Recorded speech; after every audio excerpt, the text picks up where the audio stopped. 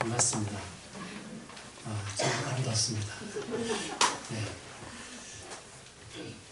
네, 이게 마스크를 쓴 게 참 너무 보기 좋네요.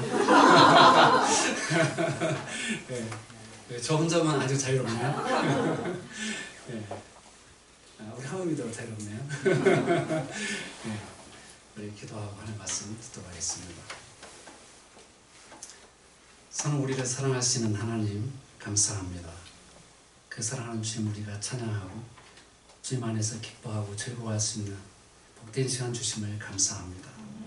오늘도 우리가 우리의 귀를 열고 우리 각자에게 말씀하시는 주님의 교훈을 듣게 하여 주시옵소서. 주님 말씀하여 주시옵소서. 예수님의 이름으로 기도합니다. 아멘.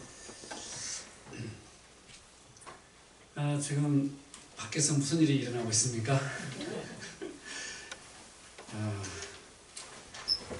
지금 코로나가 굉장히 우리를 불안에 떨게 하고 우리에게 공포를 주고 있습니다. 이럴 때 진정으로 우리의 믿음이 어디에 있는가 이게 나오는 거죠. 여러분, 우리의 삶 속에 어떤 위험의 요소가 발견되기 전에 나의 위협을, 나의 삶의 어떤 위협을 느끼게 해주는 그런 일들을 만나기 전에는 내가 과연 어떠한 믿음을 가지고 있는지 잘 모릅니다. 그렇죠? 그러니까 우리가 시험을 보기 전에는 지금 얼마만큼 공부를 잘하고 있는지를 모르는 거예요. 우리의 신앙의 여정은 공부입니다. 공부예요. 하나님을 알아가는 거예요. 하나님을 배우는 겁니다. 그러니까 하나님의 인격을 배우고 하나님께서 어떤 분이신가 이걸 배우는 거예요. 오늘 우리 예배자는 우리 찬양하면서 은혜의 주, 은혜의 주, 은혜의 주 우리 예수님 고백했잖아요. 여러분 은혜란 말씀을 할 때 가장 이 은혜를 좀 생생하게 떠올릴 수 있는 말이 뭘까? 그 찬양할 때 전 그게 생각나더라고요. 여러분 함께 찬양했잖아요. 그러면서 갑자기 이 생각이 나는 거예요. 이번에 대통령께서 어디 방문했을 때 요즘 경기가 어떠십니까? 물어봤을 때 그랬나요? 언론에 나왔던 것 같은데 거지 같다. 그래가지고 또 그 말을 했다고 또 난리잖아요. 우리가 무슨 말을 하면 굉장히 그걸 가지고 이렇게 하기 때문에 이런 말 조심해야 돼요. 근데 그게 딱 생각나요. 찬양하다가 거지 같다. 그러면서 또 생각나는 게 이 바리새인과 세리의 기도 장면 여러분 아시잖아요. 그때 그 세리가 나는 죄인입니다. 나를 불쌍히, 나를 긍휼히 여겨 주시옵소서. 근데 그 기도를 하나님께서 받으시고 인정받고 내려가죠. 우리가 이 하나님의 은혜 생각할 때 정말 나를 한번 거지로 생각해 보는 거예요. 이 굉장히 안 좋은 말이잖아요, 사실. 이 거지란 말 자체가. 따라서 해봅시다. 나는 거지와 같습니다. 우리가 그 정도 되기 전까지는 하나님의 은혜라는 말을 잘 모르고 있는 거예요. 그렇다고 여러분이 다른 사람을 향해서 너 거지 같구나 이러면 안 돼요. 이 말이 굉장히 중요하거든요. 오늘 우리가 읽은 이 본문의 말씀 시편 73편 굉장히 이 마지막 하나님께 가까이 이게 어떤 유명한 책의 제목이기도 한데 이 하나님을 가까이 하는 것이 굉장히 중요하다. 근데 이것이 어떠한 결론에 어떠한 얘기를 하고 나서 결론으로 우리에게 하나님께 가까이 하는 것이 내게 복이다. 이렇게 말하고 있는가. 이런 것을 좀 살펴볼 필요가 있어요. 근데 제가 오늘 오전 30분 정도 설교하면서 원래 이제 계획했던 것은 오후에 우리가 이제 수기로 문답 2번, 3번 하잖아요.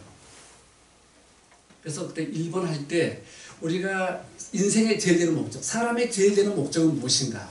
대부분 우리가 그 첫 번째 의미는 좀 어느 정도 많이 이해를 하고 있어요. 그렇죠? 우리가 하나님을 영광스럽게 하는 것. 이것이 우리 삶의 제일 되는 목적이다. 근데 바로 이어져 나오는 것을 우리가 참 이해를 못하고 있어요. 많은 사람들이. 그렇죠? 영원토록 하나님을 즐거워하는 것. 그 인생의 주된 목적, 인생의 제일 되는 목적이 영광스럽게 하고 하나님을 영원토록 즐거워하는 것이다. 이거죠. 근데 우리가 하나님을 영원토록 즐거워하는 것이 무엇일까? 이 하나님을 즐거워함. 이걸 우리가 많이 생각하지 못하고 살아요. 여러분 하나님 많이 즐거워하십니까? 어떻게 하나님을 즐거워하십니까? 우리가 이 소개를 문답 우리가 1번을 외웠다는 것은요, 굉장한 진리의 발견입니다. 그리고 여러분의 믿음의 여정 속에서 여러분들이 가치 있는 것에 더 집중하도록 만들어주고, 사소한 것들, 가치가 없는 것에 여러분의 인생의 그 열정을 낭비하지 않도록 안전장치를 마련해 준 것과 같습니다. 아멘. 우리가 지금 하나님을 즐거워하는 자리에 와 있습니다. 지금 우리가 예배하는 것은 하나님을 즐거워하고 있는 삶의 증거입니다. 아멘. 우리가 이 예배 순공자가 믿음의 순공자다, 믿음의 순공자가 인생의 순공자다, 이런 기본적인 공식들을 다 알 것 같은데 또 다 모르잖아요. 그 머리로는 우리가 알고 있는 것 같은데 실제 우리 삶 속에서는 하나님을 즐거워하는 것이 최고의 목적으로 자리 잡지를 못하고 있다는 거예요. 그러니까 우리가 예수 믿는 사람들에게 일어나고 있는 이런 삶의 모습, 양상, 이것만 가지고 얘기하다 보면 하나님의 진리를 깊이 또 생각할 수가 없습니다. 그래서 예수 믿지 않는 사람들이 즐기고 있는 인생이 무엇인가, 이런 것들 한번 생각해 봐요. 여러분 자신만 생각하지 말고, 예수 믿는 우리 공동체만 생각하지 말고, 하나님을 떠나 있는 사람들의 삶의 모습을 잘 지켜보는 것. 그것도 여러분들이 여러분의 믿음을 성장시키는, 여러분의 갖고 있는, 누리고 있는 하나님의 은혜가 정말 얼마나 위대한지를 생생하게 생각해 볼 수 있는 그런 기회가 될 겁니다. 사회적으로 또 세계적으로 이렇게 어떤 재앙과 어려운 일을 만나게 되면 항상 우리 목사님들의 설교가 구설수에 오릅니다. 그렇죠? 여러분, 그런 구설수 오를 때 여러분 어떤 생각 가지나요? 쓰나미가 발생했을 때, 수십만의 사람들이 수상됐을 때, 그때 한국교회 대형교회 목사님들 설교하는 거, 그것이 굉장히 도마에 올랐잖아요. 또 세월호 사건 났을 때 슬픔을 당한 사람들의 마음을, 가슴을 후벼 파는 그런 이야기들을 아무 고민 없이 내뱉고 있는 사람들, 그것이 장로가 됐든지 집사가 됐든지 우리 크리스찬이 됐든지 아니면 하나님의 거룩한 말씀을 선포하는 그런 목회자가 됐든지, 시편 73편은 바로 그런 부분까지를 다 보여주고 있는 말씀이에요. 사회적으로, 우리 또 교회 공동체적으로 우리가 어떤 말을 잘못했을 때 그것이 얼마나 나쁜 영향을 끼치는지, 그래서 우리가 그런 생각을 가지고는 있지만 말하지 않고 내 마음에 새기고 있어야 한다는 거. 막 말해주고 싶어. 너 정말 그러면 안 된다, 그러면 안 된다, 말해주고 싶은데 말하지 않고 내가 인내하고 기다려야 할 때가 너무 많다는 거예요. 우리 믿음의 삶의 여정 속에서. 그런데 우리는 그 인내하지 못하고 뱉어버리죠. 다른 사람이 그렇게 하면은, 나에게 그렇게 했다면 엄청나게 내가 욕을 했을 텐데 나는 그런 얘기를 너무 잘하고 살죠.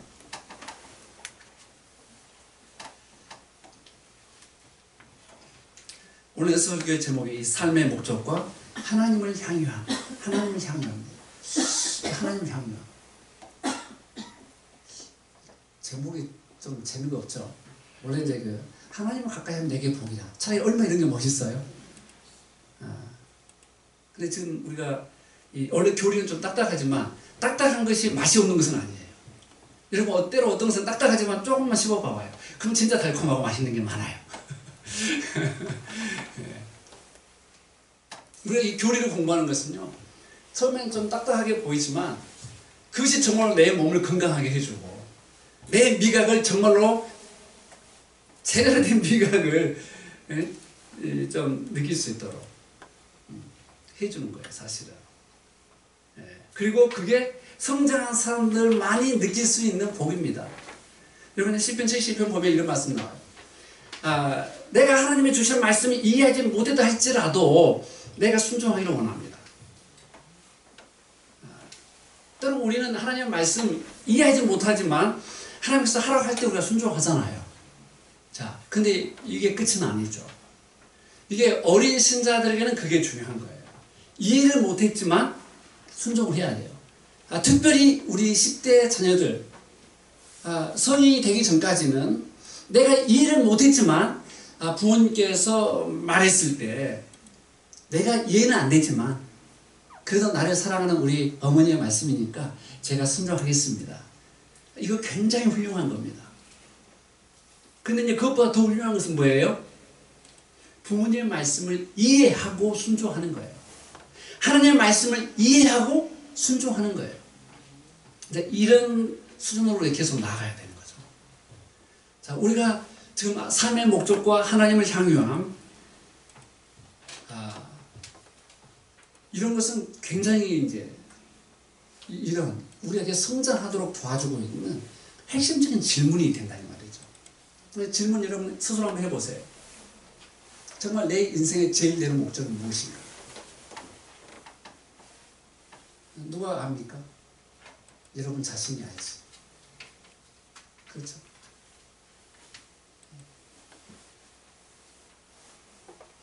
내 인생의 제일 되는 목적은 무엇인가? 정말로 하나님을 영화롭게 하는 것인가? 정말로 하나님을 내가 즐거워하는 것인가? 나는 지금 가장 무엇을 즐기고 있는가?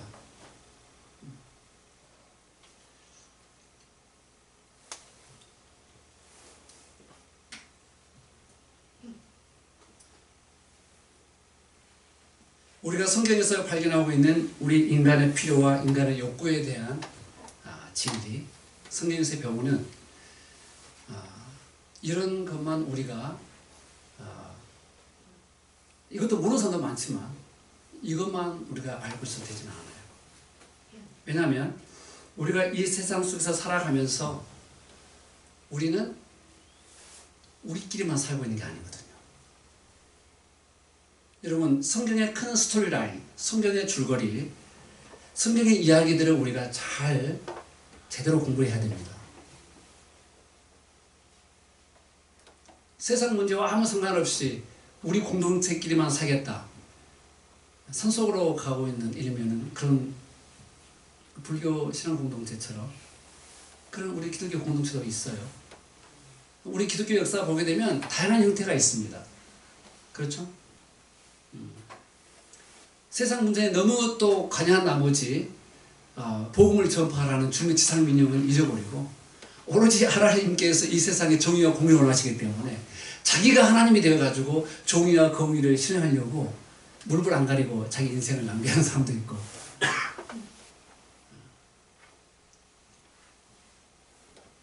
어떻게 사는 것이 과연 우리가 예수님의 제자로서 이 세상을 참 잘 살아갈까?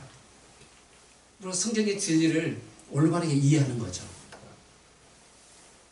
여러분, 그래서 우리는 항상 이게 우리 공식이 될 정도로 우리 항상 우리 하나님의 창조하심, 하나님께서 창조하시고 하나님의 명령대로 모든 것이 이루어지도록 섭리하고 계심, 이런 것도 우리가 항상 우리가 마음속에 많이 새겨보는 게 매우 중요해요.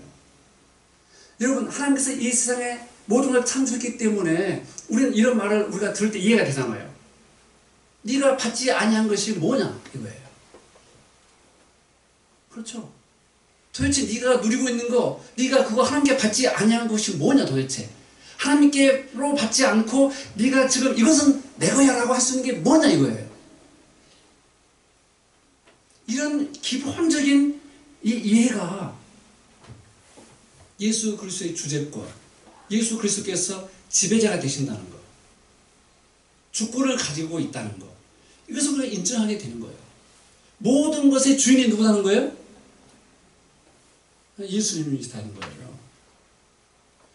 여러분, 그 예수님의 형제 중에 야고보도 있고, 예수님의 그 형제들이 성경을 기록했습니다. 신약 성경에. 그렇죠? 그 야고보서를 예수님의 형제 야고보로 생각합니다. 또 딱 한 장 썼어요. 또 유다서가 있어요. 이 유다서도 예수님의 형제 유다입니다. 자, 그 사람들은 얼마나 많은 복을 누렸습니까? 그렇죠. 인간의 몸을 입고 오신 그 하나님을 자기가 태어났을 때부터 본 거야. 왜냐하면 예수님께서 거의 가장의 역할을 했었기 때문에 그들은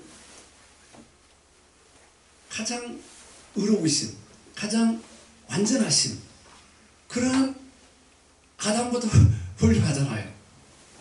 그렇죠? 그러니까 하나님께서 아담과 하와를 창조했을 때 인간에게 주었던 그 모든 위대함을 가지고 있는 존재였단 말이에요.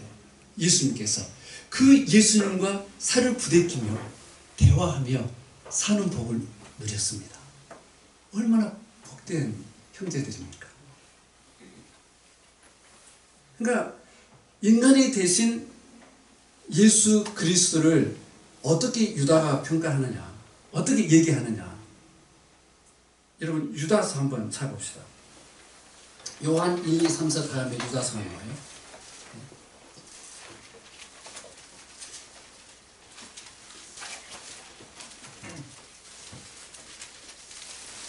사절 한번 읽어볼까요?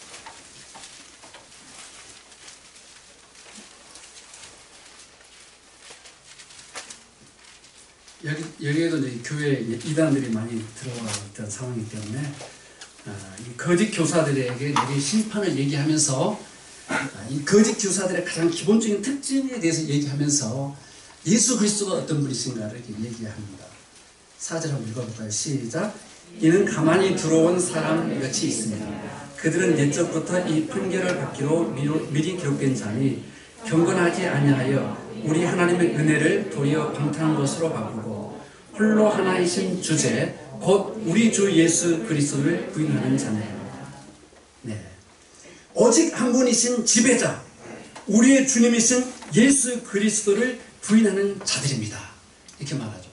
거짓 교사들의 가장 기본적인 특징, 예수 그리스도가 주님이시다.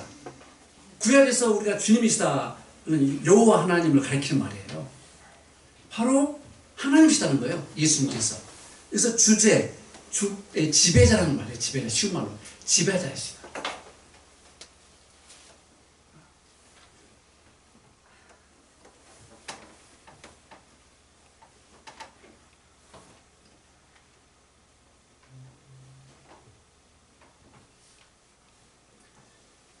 우리 항상 이 하나님의 창조, 이게 예수 그리스도의 창조. 그러니까 우리가 지금 신약 성경에서는 그 예수 그리스도의 하나님 되심에 대해서 굉장히 사로잡혀 있어요. 사도들이나 그 이후의 지자들. 근데 오늘날 우리는 예수 그리스도의 신격, 신성, 하나님 되심, 하나님의 주권자, 지배자, 이런 것들에 대해서 굉장히 우리가 너무 약하게 생각하는 게 아닌가. 여러분, 교회의 기초가 주는 그리스도시요 살아계신 하나님의 아들이시다. 특별히 예수 그리스도 이 하나님 되심에 기초하고 있어요. 근데 우리는 너무나 쉽게 예수님께서 우리의 친구가 되어주시고 우리와 교제하시는 이런 분으로 생각하다 보니까 예수 그리스도께서 주님이시다, 하나님이시다, 이런 부분에 대해서 우리가 너무 약한가, 약하지 않는가, 이런 생각을 좀 해봅니다.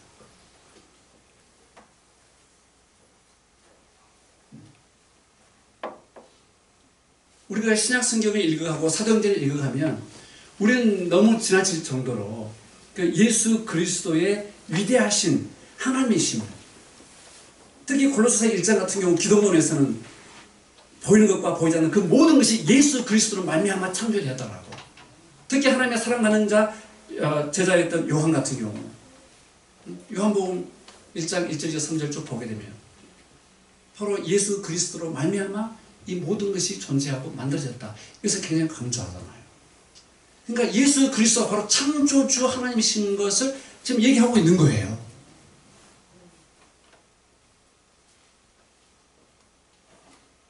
우리는 나름대로 이런 생각 가지고 있어요. 항상 1등 성부 하나님, 2등 성자 예수님, 3등 성령 하나님.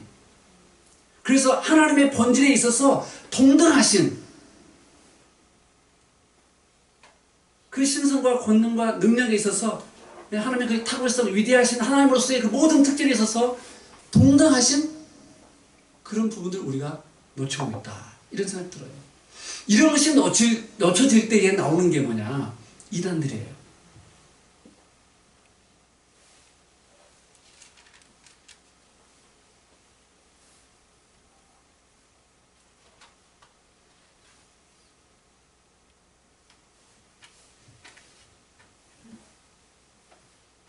이단의 뿌리가 됩니다.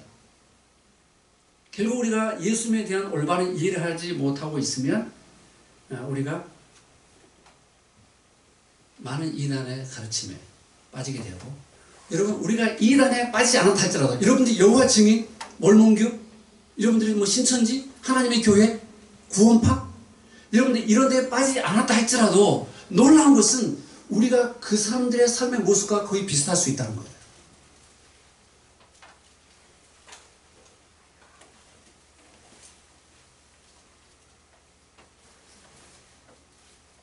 삼위일체 하나님을 우리가 늘 기억할 필요가 있습니다. 여러분 예배할 때마다 우리가 성부와 성자와 성령의 이름으로 하나님께서 우리에게 복 주신다는 그 축복의 기도로 우리가 예배를 마치잖아요. 그렇죠? 근데 이런 축복의 자리, 이 교회 회원 될 때 여러분들 가장 먼저 고백할 것이 또 뭡니까? 성부와 성자와 성령의 이름으로 세례를 받음으로써 이 교회 공동체, 교회 가족, 교회 회원으로 받아들여지는 거예요. 우리가 모든 신앙 고백들의 핵심은 바로 뭐냐? 성부 하나님에 대한 신앙 고백, 성자 예수 그리스도에 대한 신앙 고백, 성령 하나님에 대한 신앙 고백. 즉 삼위일체 하나님의 신앙 고백을 우리가 핵심으로 하고 있어요. 그럼 모든 이단들은 정면으로 이 삼위일체 하나님에 대한 오해 또는 이 교리를 무시함, 배격함, 이것이 공통 분모입니다.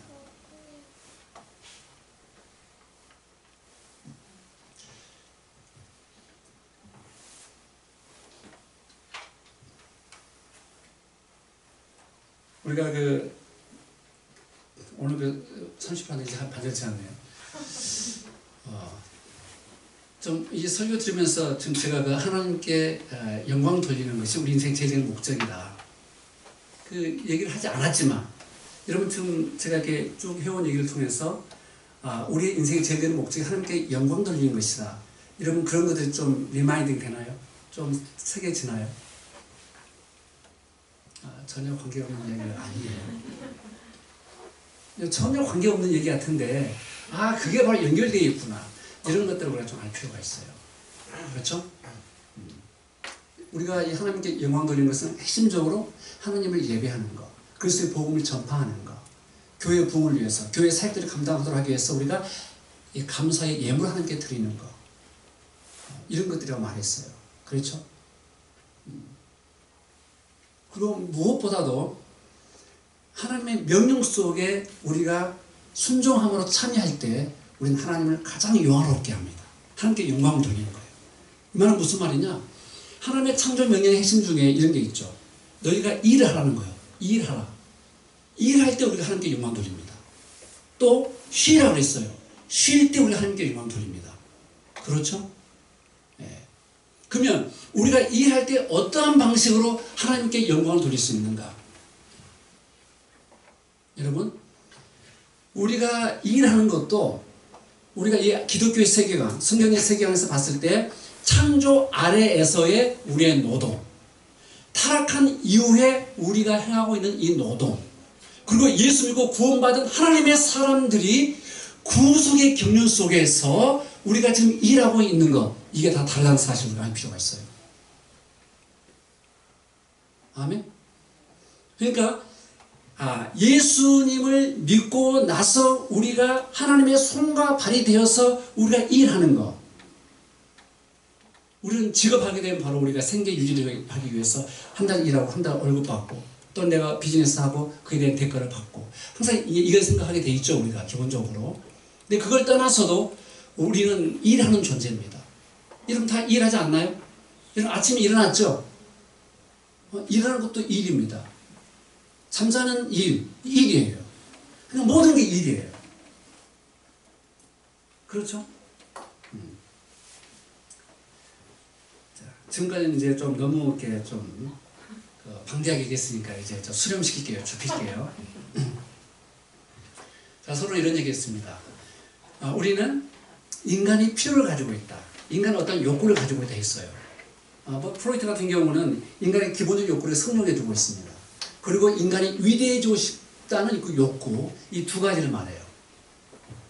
미국 예를 들면 20세기 미국의 근대 교육에 가장 큰 영향을 미친 사람, 이 사람은 훌륭한 크리스찬이 아닙니다. 존 두이라는 교육 철학자죠.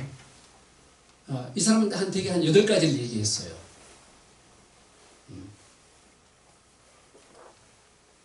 좋은 음식 먹는 거, 잘 자는 거, 돈을 할 수 있는 것들, 내세, 소망, 영생, 자기 자녀가 잘 되는 거,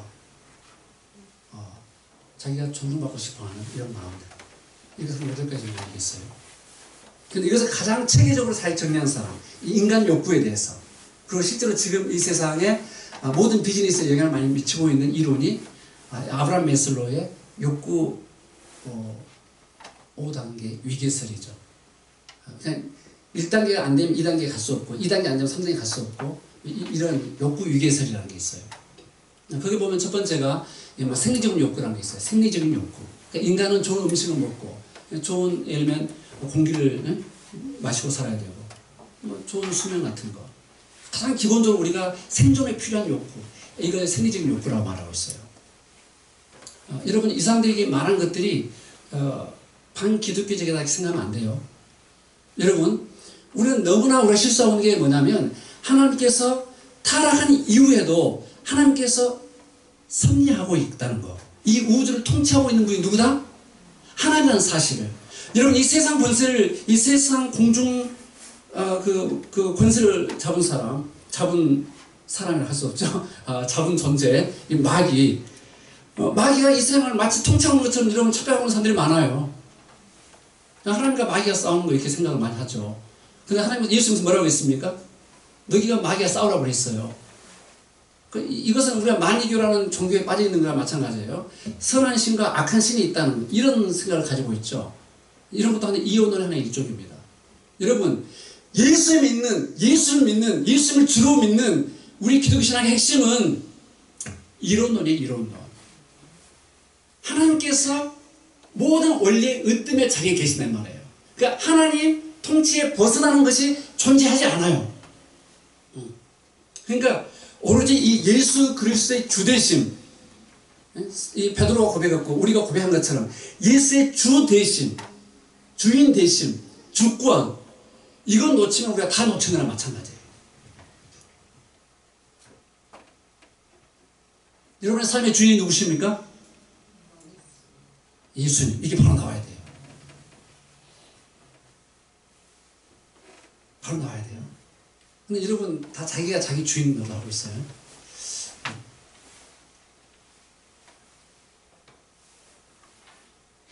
자, 이 욕구 5단계에서 이렇게 기본적인 이런 욕구를 가지고 있고, 그리고 이러한 필요를 잘 채워주는 사람들이 부자가 되는 거예요. 그렇죠? 이런 비즈니스가 뭡니까? 일이 뭡니까?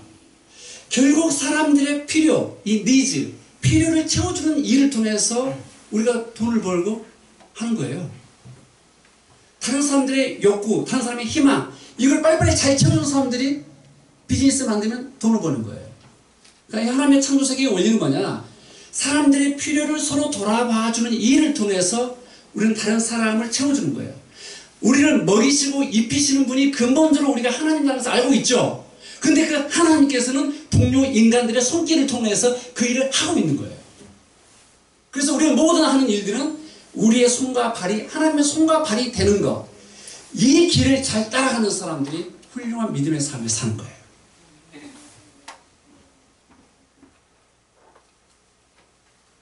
우리 일하는 게 달라지겠죠. 여러분, 두 번째, 우리가 이제 안전의 욕구를 가지고 있어요. 그렇죠. 안전의 욕구, 심리적인 안전의 욕구, 이런 걸 가지고 있어요.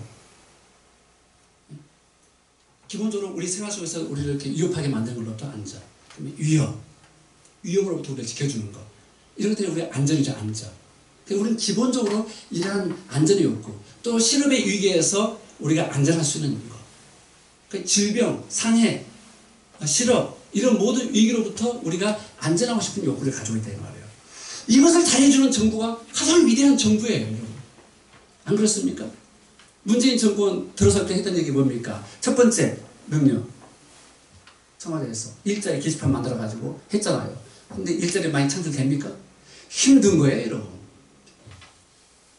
오히려 이런 창조의 세계를 믿음으로 잘 받아들이고 이해하는 사람들이 바로 사실은 이 일을 잘 만들어낼 수 있는 거예요. 여러분, 누가 만든 일 밑에 들어가서만 하려고 하지 말고 여러분 창업주가 되어보세요. 그런 일을 많이 만들 수 있는 거예요. 일을 잘 만드는 거 하나님 기뻐하신 일이에요. 이제 그런 게 채워지게 되면 그 다음에 욕구가 있어요. 우리 인간에게. 우리는 사랑받고 싶어하고 우리는 서로 어떤 것에 소속하고 싶어하는 욕구가 있어요. 그리고 나는 쓸모있는 인간이다. 나는 가치가 있는 존재다. 자기 자존감의 욕구가 있는 거죠. 그리고 다섯 번째가 이제 자기 이상과 꿈을 실현할 수 있는 욕구, 이렇게 말하죠. 이게 인본주의 심리학자 아브라함 매슬로우가 한 얘기예요. 여기까지 다 맞아요. 중요한 거, 우리는 근본적으로 영적인 욕구를 가지고 있다는 거예요. 지금까지 말한 모든 것들은 눈에 보이는 것들의 필요를 만나는 겁니다. 사람이 아무리 위대하면 뭐합니까? 주변에 친구 한 명도 없는데 살만 없어요, 여러분. 그렇죠? 우리 인간은 기본적으로 서로 만나고 서로 교제하고 서로 사귀면서 살게 돼 있어요. 그래야 내가 유진 자매보다 키가 크니까 나 키 좀 키다 웃을 수 있죠.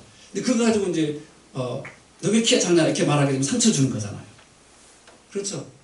오늘 앞에 그 찬양 인도할 때 유진 자매 보면 정말 너무 아름다워요. 왜 이렇게 아름다운 자매 빨리 좀 누가 데려갔으면 좋겠는데 이런 여러분, 주님을 섬기는 모습. 난 민지 자매가 여러분 오늘 예배 원하지 않았어요. 하지만 하나님께서 세우시니까 예배 인도자의 자리에 서서 하잖아요. 자, 오늘 성경 이 말씀, 인간 욕구하고 지금 얘기한 것이 뭐냐면, 우리 인간의 필요와 욕구를 통해서 우리는 하나님을 즐거워하는 법을 배우고 누려야 한다는 얘기를 제가 하려고 하는 거예요. 지금 여기서 제가 여러분 1+1은 2 이렇게 말하려고 하는 게 아니고, 우리는 너무나 이미 하나님의 모든 말씀 많이 배워 알고 있는데 우리는 구체적으로 하나님을 영광스럽게 하고 하나님을 즐거워한다는 의미를 실제 우리의 삶 속에 적용해보지 못하고 있다 이거예요. 그래서 우리가 그런 생각할 수 있도록 제가 질문하는 겁니다. 왜? 하나님께서 우리에게 질문을 많이 하셔요. 그렇죠? 네가 어디 있느냐? 너 지금 어디로 가고 있어? 이렇게 물어보잖아요. 우리가 성경 첫 번째 만나는 그 질문, 하나님께서 네가 어디 있느냐 물어보잖아요. 범죄하고 있는 아담과 하와한테. 그럼 공식적으로 질문에서 나오는 것은 그게 첫 번째예요. 그 다음에 또 질문 보게 되면 좋은 이야기거리가 나와요. 우리 지난주에 우리가 그 믿음의 역사, 그 믿음을 쓰다, 믿음으로 여러분 삶의 스토리를 구성하고 그 믿음의 이야기를 써나가자, 그런 설교의 핵심이잖아요. 그런 말씀 제가 정말 안 했네요. 믿음이 없이는 하나님을 기쁘시게 하지 못하나니. 그 다음 여러분 해보세요. 그 다음 해보세요, 여러분. 믿음이 없이 하나님을 기쁘시게 하지 못하나니. 하나님께 나아간 자는? 그렇죠. 또한 그가 자기를 찾는 자들에게 상 주시는 분이심을 뭐 하라? 믿어야 할지니라. 여러분, 믿음의 요소는 실제로 내가 이 하나님을 믿고 진짜 하나님께서 나에게 상 주시는 분이심을 믿고 내가 그대로 살겠습니다, 이러는 거예요. 여러분, 우리가 이 소망으로 구원받았다, 이 이야기는요, 우리가 이 땅에 소망을 두면 안 된다는 얘기예요. 이 땅에 소망을 두면 안 된다는 얘기예요. 우리가 미래의 소망이 있다는 얘기는 내가 지금 내가 뭐 1000억대 부자고 내가 100평 살고 있고 뭐 벤츠 뭐 아우디 뭐 최고 좋은 차 내가 집에 한 10대가 있고 내가 최고의 많은 기쁨을 누리고 산다 할지라도 그것이 완전히 아니에요. 예를 들면 아마데우스에 나오는 살리에리 같은 경우는 일로서 성공한 사람이에요. 궁전에서 예를 들면 음악장을 하고 있고 그런 성공한 사람이잖아요. 그런데 모차트의 그 악보를 보고 기절해 보이잖아요. 자기가 꿈꾸었던 그런 위대한 악곡을 쓴 거예요. 그러면서 질시하고 오늘 여기 본문에 나온 사람도 그러잖아요. 부자들의 삶을 보니까 고통도 없고 괴로움도 없고 잘 살다가 아무 괴로움 없이 또 죽게 된 것 같고 또 그 사람들 우리를 괴롭히고 있고 막 이런 거 보면서 믿음에서 떨어지려면 유혹을 받게 되잖아요. 그렇죠? 근데 하나님의 성소에 나가서 기도하고 예배하고 하나님 말씀 듣는 가운데 실상을 보게 되잖아요. 결국 하나님께서는 선한 사람과 악한 사람을 심판하신다. 그리고 하나님께서는 자기 믿는 사람들을 결코 내버리지 아니하시고 우리를 가르치시고 마침내 하나님께서 우리를 인도하실 곳으로 인도하시고 그리고 후에는 우리를 영광으로 영접하시라고 그랬어요. 영접하시리라. 창세기 5장 24절에 에녹이 하나님과 동행하더니 하나님께서 데려가심으로 이 땅에 보이지 아니하시고 하늘로 갔다 이거잖아요. 그때 데려가시고 아까 이게 바로 영접하시리니 이 말이에요. 결코 예수 믿는 사람은 진짜 하나님의 백성, 하나님의 선택받은 사람들은 잃어버리지 않습니다. 예수 믿어서 마찬가지잖아요. 마지막 날에 내가 하나도 잃어버리지 않냐고 다 그들을 내가 부활시키리라고 했잖아요. 그게 하나님의 뜻이라고 그랬잖아요. 여러분, 우리가 예수를 믿는 것은 하나님의 놀라운 권능의 손에 잡히는 거예요. 오늘 25절부터 28절까지 하늘에서 주 외에 제가 오늘 그래도 이거 해왔는데 이거 안 하고 가면 좀 그럴 것 같아요. 그래서 이제 이 핵심적인 말씀 삶의 목적에서 우리가 하나님을 향유하다. 하나님을 향유하다 말이 무슨 말이냐? 제 말이 좀 빨라져도 여러분 이해하시기 바랍니다. 향유 수에서 즐기는 거예요. 우리가 하나님의 영광을 보리니 예수님께서 요한복음 17장에서 얘기했어요. 이것은 관조입니다. 그냥 보는 거예요. 눈으로 보는 거예요. 근데 내게 주신 그 영광을 내가 저들에게도 주었다 그랬습니다. 주었어요. 내가 하음이한테 이 아름다운 1억짜리 넣는 예술 금을 주었어요. 그러면 주었어요. 그러면 하음이는 소유가 되겠죠. 하음이가 이것을 자기의 소유로 삼고 이것을 보고 즐기는 거예요. 이야, 세계 최고의 작가가 만든 이 작품이구나. 근데 이걸 팔면 이것이 1조래. 볼 때마다 얼마나 기분이 좋겠어요. 그래요, 안 그래요? 이게 향유예요, 향유. 소유하고 누리는 거예요. 그래서 우리가 말로만 예수 믿고 난 기쁘다, 즐겁다. 이게 아니라 실제 내 삶 속에서 예수 때문에 기쁘고 즐거워야 되는 거예요. 내 삶의 말은 톤이 달라지고 얼굴의 표정이 달라져야 되는 거예요. 그래서 난 제 삶 속에서 표정이 밝지 않은 사람은 별로 진짜 안 좋아합니다. 제가 항상 그 말해요. 의겸아, 표정 좀 항상 밝게 해라. 근데 끝까지 밝게 하지 않아요. 뭔 고민이 많은지. 아빠보다 고민이 더 많아요. 장남이라서 책임지려고 하는 건지 참 훌륭한 거라 생각합니다. 뭐가 좀 달라도 요즘 제가 이렇게 그렇다고 말은 하지만 인정합니다. 여러분, 이제 하나님께 가까이 하면 내게 복이다. 이것이 아주 놀라운 표현으로 바울은 어떻게 말했냐? 고린도서 1장 9절에서 우리를 불러 예수 그리스도와 교제케 하시는 하나님을 미쁘시다 그랬어요. 여러분, 우리 인간 존재, 아까 필요 욕구 얘기했는데 핵심은 우리 인간 개인은 하나님과 바른 관계를 맺는 것. 이게 우리 삶의 출발이 되어야 됩니다. 하나님과 교제하는 것. 예수님께서 이 땅에 오셨을 때 12사도를 불렀을 때 왜 불렀느냐? 첫 번째, 나와 함께 있게 하려고. 그러니까 우리가 구원받은 하나님의 백성이라면 내가 예수 믿는 사람으로서 교회에 와서 요즘도 회장으로서 밥도 하고 청소도 하고 이런 봉사 매우 중요하지만 더 근본적인 것은 내 삶이 예수 그리스도와 교제하는 삶이 돼야 한다. 이게 지난주에 제가 말했던 소명입니다. 소명이 먼저고 사명은 그 다음이에요. 예수님께서 우리를 불러주신, 나와 교제하자, 나와 함께 있자, 이를 불러주신 거예요. 그러니까 예수님께서 나를 이렇게 불러주셨다는 사실을 놓쳐버리면 여러분 다 놓친 겁니다. 여러분은 이제 하나님의 이름으로 불리는 존재가 됐습니다. 따라합시다. 나는 하나님의 이름으로 불리는 존재다. 이게 하나님께 우리가 부르심 받았다는 것에 굉장히 중요한 의미예요. 여러분은 하나님의 존재입니다. 여러분 여호와 이레, 여호와 삼마, 여호와 치드케노, 여호와 로히 이런 엄청나게 많잖아요. 이런 나의 목자가 되시고 이런 나의 모든 것 필요를 채워주시는 분이시고 하나님께서 나와 함께 하시고 하나님께서 거기 계시고 에베네셀 하나님 도우셨다.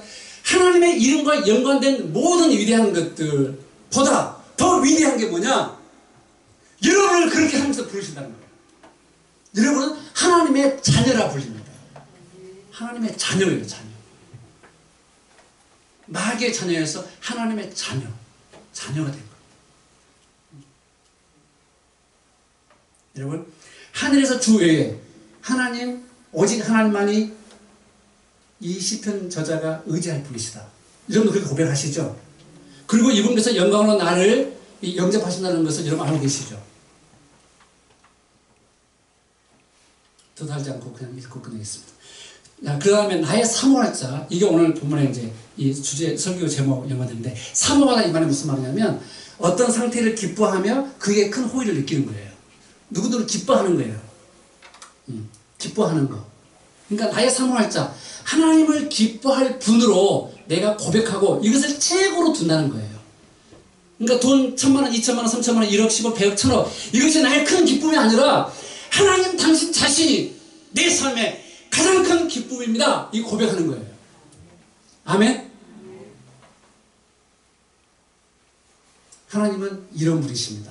저에게 이런 분이십니다. 하나님은 나의 사모할 자이십니다. 나의 기쁨의 대상이십니다. 놀라운 것은요, 구약성경에 하나님께서 헵시바라는 그 이름을 주잖아요. 물론 그 왕의 여자의 이름 속에 헵시바도 있는데, 왕비의 이름 중에도 헵시바가 하나님께서 기쁨을 그에게 두다 이 말이에요. 그러니까 하나님께서 지금 여러분에게 하나님의 기쁨을 여러분에게 주었어요. 여러분도 하나님의 기쁨을 하나님이 줬다면 여러분 그 기쁨이 넘쳐야 되겠죠. 기쁨이 나타나야 되겠죠. 동시에 또 우리는 하나님을 그렇게 나의 모든 기쁨이 내게 고백하는 거예요. 우리가 하나님께서 한 것을 우리도 흉내내는 겁니다. 따라합시다. 우리는 모방을 통해서, 하나님을 모방하는 것을 통해서 하나님을 즐거워하고 하나님께 가장 큰 영광을 돌린다.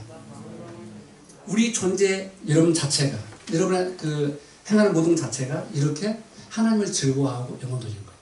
자, 오늘 제가 우리 말씀 나누면 하나님을 즐거워하는 것과 하나님께 영광 돌리는 것, 이게 어떤 관계가 있는가 했는데, 여러분 즐거워하지 않는 것을 여러분 자랑할 수 없습니다. 자랑할 만한 것이 못된 것을 여러분 즐거워할 수가 없어요. 바로 그 얘기예요. 여러분 첫 번째 나눠야 할 내용. 두 번째, 우리의 삶 속에서 하나님을 즐거워하는 것이 왜 중요합니까? 이게 질문 두 번째거든요. 제가 오늘 나눠야 할 때 답은 가르쳐 줄 건데요. 여러분들이 이제 나름대로 여러분 생각을 한다 하더라도, 여러분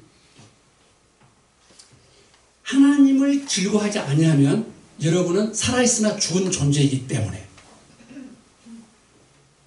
직설적으로 답하자면, 자, 바로 이렇게 나온다. 내 육체와, 이제 뺄게요. 시간이 너무 길어지니까. 자, 하나님을 기뻐하면 내게 복이라. 이게 말하기 전에 27절 이렇게 말하죠. 주를 멀리하는 자는 망한다 했어요. 여러분, 하나님을 즐거워하는 것이 왜 중요하냐? 하나님을 즐거워하는 것이 내 삶의 제일 목적이 되어야 되는 이유가 뭐냐? 그렇지 않은 사람은 주를 멀리하는 자라고 하나님께서 말씀하시기 때문에 그래요.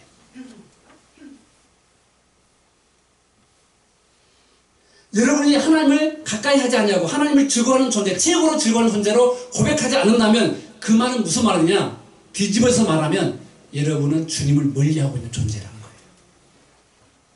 근데 주님을 멀리하는 것은 왜 우리한테 중요하냐? 사망이기 때문에. 생명 없음, 죽음, 의미 없음이에요.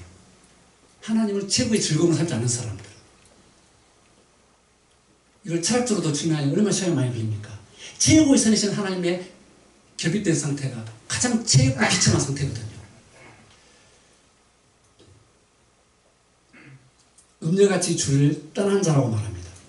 그러니까 하나님을 즐거워하지 않는 사람은 풀어서 얘기하자면 음녀같이 주를 떠난 사람.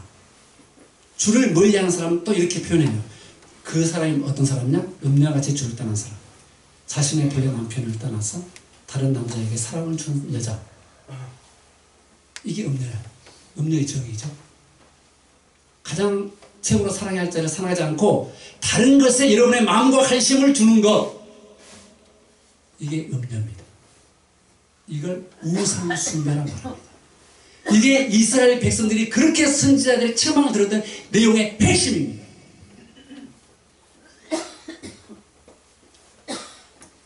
유일신 여호와 숭배에서 벗어나서 다른 우상을 쫓는 것을 너희가 남편을 버린 음녀로 표현하고 있잖아요. 예. 여러분, 이렇게 주를 멀리하는 자, 주를 떠난 자는 다른 말로 배교한 자라 이렇게 말합니다. 배교. 기독교의 진리를 믿고 있지 않는 것 이렇게 말합니다. 이런 사람들은 우리가 신천지, 구원파, 여호와 증인, 월몬교 이런 이단에 빠진 사람으로 보면 돼요. 왜? 대부분 그 사람들이 기존의 교회를 다니고 있다가 넘어가거든요. 그렇죠? 그 신천지 성도들 아니지. 신천지인들 어떤 사람들입니까? 대부분 기존 교회에서 하나님의 말씀 통해서 참된 하나님 만나지 못한 사람들이죠. 그 사람들은 마음속에 근본적으로 하나님을 섬기는 게 아니라 자기를 섬기고 있어요. 종교를 통해서 자기의 존재를 즐기는 거예요. 자, 이제 결론하겠습니다.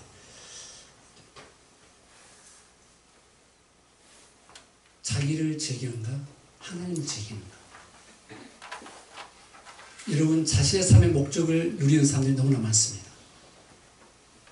저 자신을 포함해서 여기에 있는 우리 모든 사람들이 절대 외예라고 생각하면 안 됩니다. 그래서 여러분, 우리 존재의 발견은 우리가 첫 번째 말한 것처럼 하나님의 은혜가 답이에요. 그래서 구원받은 사람의 놀라운 특징은 나는 거지와 같습니다. 이런 겸손한 심령의 상태까지 내려가는 겁니다. 내려가는 거예요. 우쭐대는 게 아니에요. 교회 공동체에서 우쭐대는 것이 가장 큰 상처를 준다는 사실을 우리가 알면 돼요. 나는 거지와 같습니다. 여러분, 그런 심령으로 내려갈 때에 여러분 다른 사람에게 기쁨을 주는 거예요. 여러분, 절대로 내가 이런 말을 해서 저 사람의 상처를 줄 것 같다. 그래서 좀 인내하고 있으면 돼요. 입이 간질간질해도, 입이 좀 간질간질해도 여러분 인내할 수 있는 힘을 달라고 하셔야 돼요.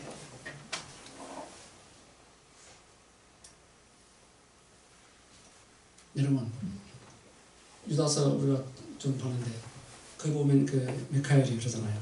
모세 시체를 두고 증언하면서 비방하는 말, 모독하는 말, 안 좋은 말 이거 하지 않고 하나님께서 너를 꾸짖기를 바란다. 딱 그 말을 하잖아요.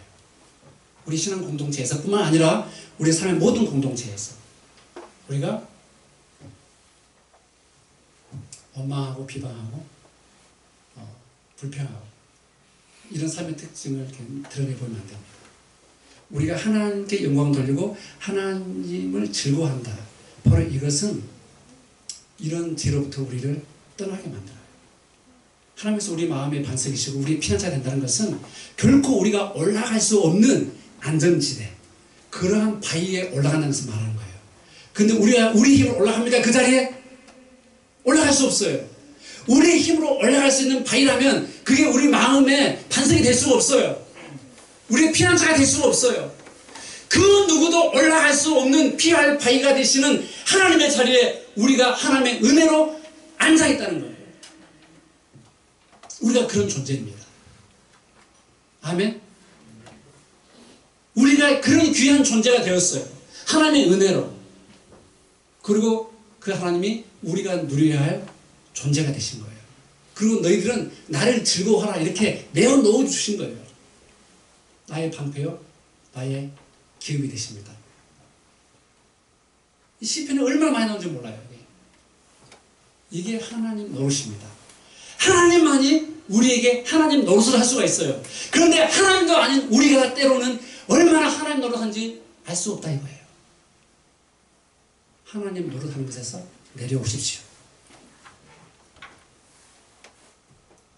교리문답 1번은 우리한테 이런 도전을 주는 거예요.